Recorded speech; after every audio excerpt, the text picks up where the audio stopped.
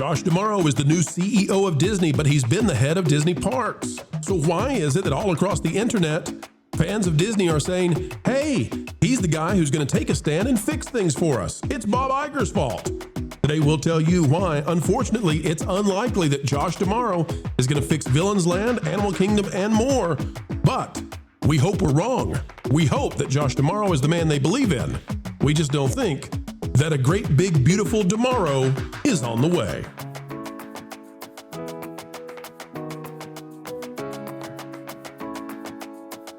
Well, here we go again, folks, messing things up again, making a ruckus when it comes to the House of Mouses. And we're happy that you come our way. The truth will deliver it to you, even if it gets us in trubs yet again.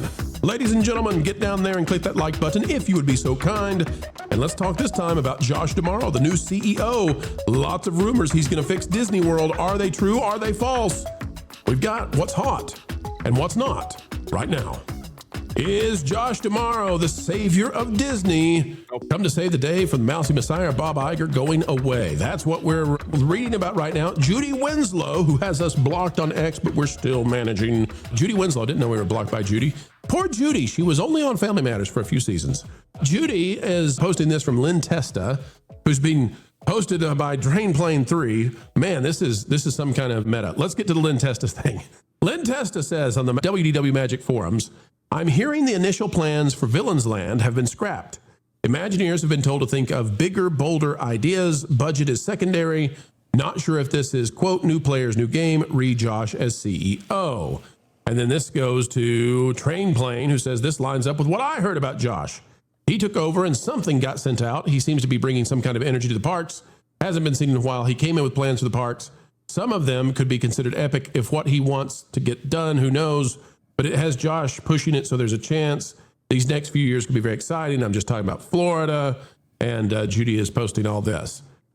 Vash, there's just one problem with all of this, and that is beyond the fact that my sources said, no, you can believe that or you cannot believe it, but Vash, Josh was in charge of the parks. So why would Josh suddenly save himself from himself in the parks? I don't. Help me understand, Vash. What the heck is this? Yeah, that's the really confusing thing, right? Because he is the chairman of the Experiences Division, and, well, that gives him a lot of leeway in terms of what projects get approved and how they look.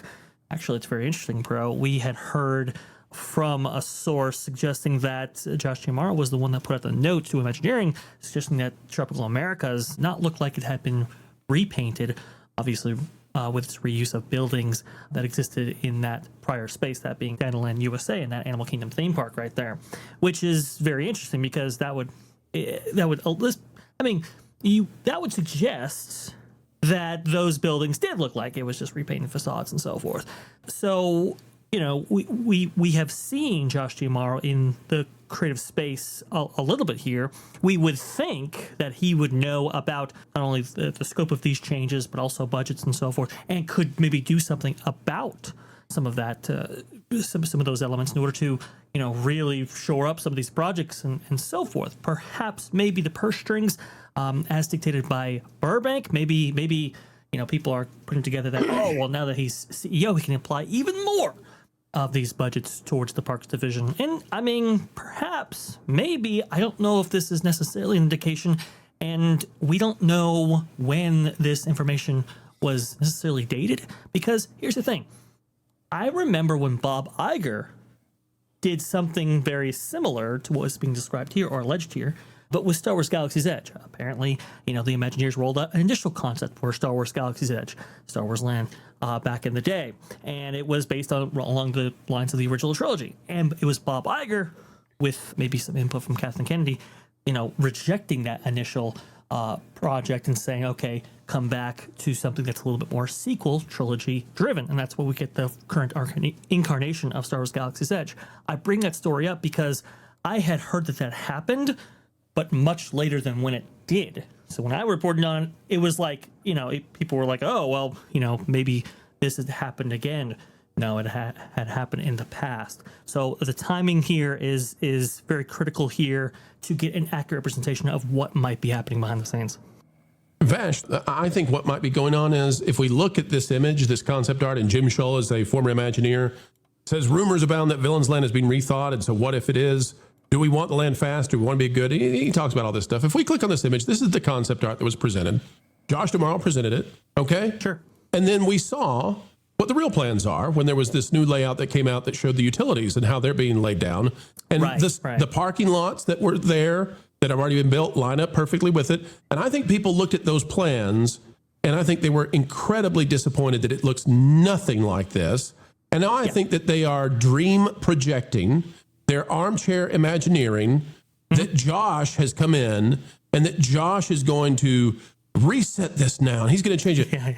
But all this was done under Josh. This is the same guy who, hid the fact they're going to destroy the Muppets. This is the same guy who presents this as if it's real. And then behind the scenes, it's like 2 or 3 buildings and 50 or 60% parking lot. They're putting their hopes in a guy who has been the guy doing it all along. Absolutely. This is manifesting, I think is what the kids call it now. Yes. Right? This kind of, you're willing this into being, because the initial plans that have already been filed, by the way, with the Central Florida Tourism Oversight District and the SWIFT, the South Florida government documents, Vash. You're exactly right. But they're not real, Vash. They're not real. Josh D'Amaro's the savior of Disney.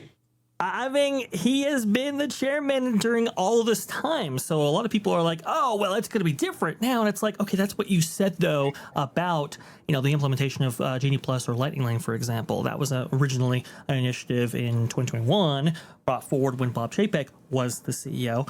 But Josh D'Amaro was the chairman at that point as well. And, well, when Bob Iger came back, that didn't change. A lot of those COVID era or Bob Chapek changes didn't change, even with Josh coming back. So why do we think it's going to be necessarily different now? I'm not sure where people are getting this. I will say, though, the media has been pointing out that, well, Josh D'Amaro, he's just like Bob Chapek in that he came from the Parks Division. Technically, that is true. But remember, for the bulk of Bob Chapek's career history with the Walt Disney Company before he was made CEO, he'd only really been the chairman of Parks and Resorts. Then, what is it? Parks Experiences and Products, I think, is what the term was when he actually combined consumer products and the parks together. He only been there for 5 years. He was really a consumer products guy, whereas Josh, he has spent his last 27 years at the company actually within parks. So, I think he does have a distinct understanding of not only the products that they offer, but also the audience to which they serve. And so, you get some sources, maybe like Jim Hill, Lantesta, or somebody talking about, hey, there's a new wave coming in. That doesn't necessarily get people excited, but what will be the consequence of this? We just simply haven't seen that. What we've seen is quite the opposite, at least in public filings.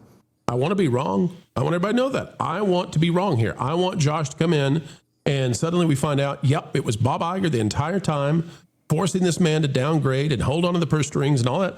I want to be wrong. Please let me be wrong. But I'm afraid I'm not wrong.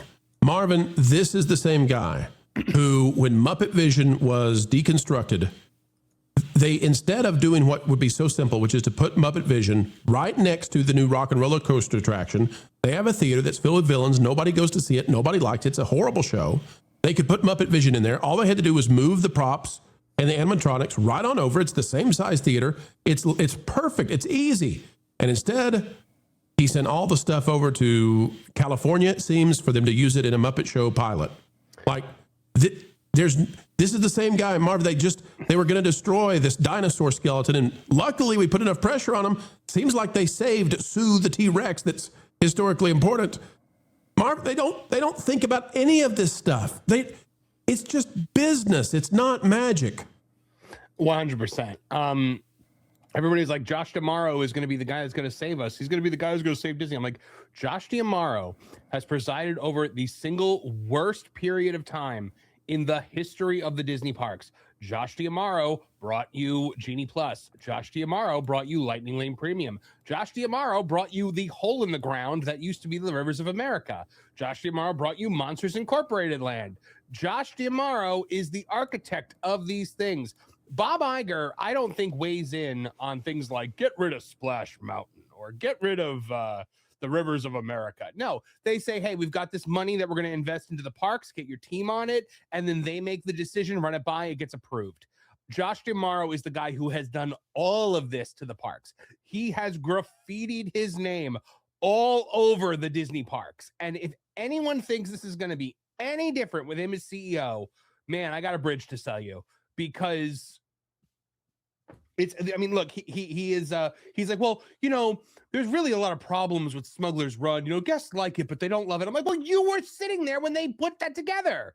Like, why are you? And yet, I want to be wrong. I want us all to be wrong. I hope, listen, it would make my day. I would be so happy if Josh D'Amaro comes in and he is, as so many say, who meet him, who like him, who thinks he's a nice guy. Listen, that would be wonderful. Here's one more piece of evidence, though, Culture, that I worry. Okay, I worry. If we go down here to Bell is posting this, not the Bell, but, with no Bluey at Planet Watch, because Bluey is coming to Animal Kingdom and Planet Watch is in Animal Kingdom. With no Bluey yet at Planet Watch, the Wildlife Express train is posting a 20-minute wait and goes back to here on this holiday week Monday. See, Animal Kingdom was really busy on President's Day, and this is the line to get on the train to go to the Planet Watch. There's nothing to do there. Even the petting zoo is gone, so it can't handle any kind of line. But now, Bell says, is the Bluey plan for guests to wait in line for the train, then wait in line for Bluey, then wait in line for the train again? Yes. Yes, it is. And guess what? This is the kind of not thinking that I think happens under Josh D'Amaro and the current Disney parks, except I think it's kind of sinister, because I think that they're getting Bluey and putting it in a little place for a petting zoo at the very north end of Animal Kingdom. And somebody smart said, and cunning, said, what if we charge them to get on the train? What if we do Lightning Lane for the dinky little train that currently isn't monetized? And how do we get them to pay to ride the train? We'll put Bluey up there in that remote area of Animal Kingdom. This is the kind of thinking, Culture. It goes on and on. It never stops. It's just finding a way to get the money out of your wallet every single step in Disney parks these days. And all that happened under Josh D'Amaro. Yeah, I mean, look, they're going to always try to limit CapEx. He's responsible for the Tron coaster taking, 7 years. I mean, Josh is not necessarily helping to accelerate business, moving forward. And I'm going to say that, yeah, that's definitely a sinister idea, but certainly that's in an effort to monetize an area that's been under monetized for a long period of time. My guess is they put some kind of a snack bar back there, as well as, Bluey or whatnot, try this Australian snack, or some such shit, that all the influencers are going to be paid to go and promote and say, oh, this is delicious. It's super wonderful. Okay, gotta check it out. Check out my Instagram. And then people are going to go over to that part of the park and do that for that reason only. And that train's going to get crowded. They're going to sell Lightning Lane for the train, or for Bluey, or both. It's going to, again, they have to create artificial scarcity in a park that already has scarcity. There's nothing to do at Animal Kingdom. So how do we get more money out of people's wallets without having massive CapEx? Well, we stick this somewhere that's very remote, but every kid's going to want to go see it. So and then limit the ability to get there, because you got to ride the train, and then you can Lightning Lane the train. That currently there's no reason to lightning lane the train. I hadn't even thought of that, Culture, that they're going to charge people for Lightning Lane for the train. They're going to develop, because I don't think there's Lightning Lane for the train right now. Correct, because nobody rides it. They'll make it happen, but they'll put Bluey and meet and greet, and they can Lightning Lane the train. That's exactly. And I'm not trying to be mean to Lynn Testa. I'm not trying to push back against these people, but this is how they're running the parks under Josh, and they've been running the parks under Josh for a while. Well, because the reason, go ahead. Oh, please. I was just going to say the reason why is because Josh D'Amaro understands both the products that they serve and the audience that they serve it to. They understand what people are willing to pay for and how much, they can extract from those same participants based on the goodwill that had been built decades before. Please go ahead, Culture. Sorry. You're 100% right. And again, if you want to understand artificial scarcity, ask yourself why on Omnimover attractions they have fast passes, and then eventually this other garbage. Because they created artificial scarcity by creating an artificial standby line that was unneeded. Do you know how fast Spaceship Earth moves? It's fast. The Haunted Mansion. same thing. But the minute you create a second line for the same attraction, you create the real line gets much longer, and the abbreviated line is artificially creating a shorter line for these things. And this is something that, and look, I'd love to blame it all on Tomorrow. I really would. And I would love to blame some of it on Chapek, and I really can't, because this originally came with NGE. I know it always comes back to, 2013's direct damage to the parks. With this idea that, this new Fast Pass creation that they put together. And why was that done? Well, because Tom Skaggs and Kevin Mayer decided that this was the best way to extract the most amount of money from your pocket. And if you don't believe what I just said is nearly verbatim, go and look at that quarterly call, because they said it there. And the buy-in from the Paul Pressler types was all about it, which, believe it or not, Tomorrow's one of those guys. So, you can think the world of Tomorrow, and after personally meeting him, I should say, more than a couple times. I don't want to misrepresent the limited conversation that we had. But he is a pleasant fellow, but that doesn't mean he's not, somebody that is going to do bad things, And look, I would say that you're going to get under-delivered. He over-represents and under-delivers on everything. And that's, just look at what the results of Project Gamma were, right? I mean, everything that ultimately became the final iteration of that is quite garbage. And it took away some valuable real estate that can be used by guests to get away from the heat during the course of the day. Dang it, it's hot culture. Dang it. Well, it is. And Iger, you took away air conditioning from the people that you count on. You took away an area for them to go buy a snack and then consume a snack in something that's a little more comfortable than the oven is in Florida in July when it's humid as well. Devil's butt crack, they call it, culture. But I do want to we're on a hard stop here. And Vash, I want to give you the final word. Sorry. Oh, yeah. Vash, final word. Oh, sorry. I do apologize. I thought you were setting me up there. Yes. The thing the problem I have with Josh Giamaro is that he's a little snake oily, right? He'll say the right things depending on who's in front of him, and sometimes that can make you feel really good, and other times that might actually amount to a worse product or exploitative practices that we've been seeing consistently from the Josh Giamaro era. A lot of people like to blame Bob Chapek or Bob Iger for all of these things, and it's like Josh Giamaro is the kind of the thread. The through line with all of this, and we see the quality of projects that have opened. I mean, just like a community core hall, right? Community core hall should really give you a clear understanding of the mindset and mentality from this current era of Disney parks. And sure, maybe being elevated to CEO maybe gives him a little bit of latitude in order to do what he really wants to do with the parks. But I don't hold out much hope for that, unfortunately.